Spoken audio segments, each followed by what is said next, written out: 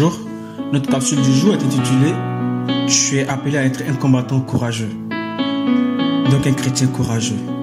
L'évangéliste Kathryn Kuhlman disait que la foi et le courage sont des choses essentielles dans la vie de chacun de nous. Il ne faut jamais abandonner quelle que soit la situation, mais plutôt combattre.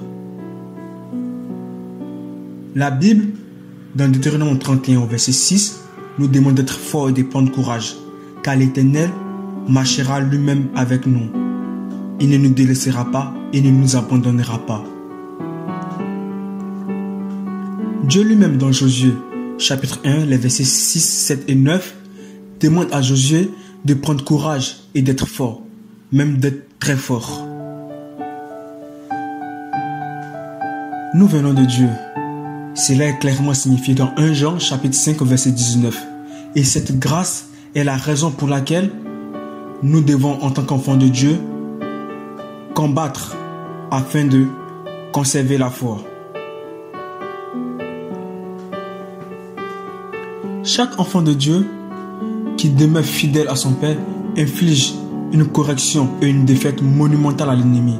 C'est la raison pour laquelle il circule comme un lion rugissant, cherchant qui dévorer. Cet ennemi est réellement en guerre contre les enfants de Dieu. Et pour cela, il utilise même des humains qui, consciemment ou inconsciemment, servent à ses fins. Il nous faut donc du courage pour résister à l'ennemi et à ses agents. Notre courage plaît à notre Père et l'honneur même. Comme notre frère Jésus, nous ne pouvons développer cette hardiesse et ce courage face à l'opposition que lorsque nous nous sommes appuyés sur la parole de Dieu. Oui, uniquement que lorsque nous nous appuyons sur la parole de Dieu. Nous avons aussi cette assurance que nous ne sommes pas seuls dans ce combat. Soyez édifiés.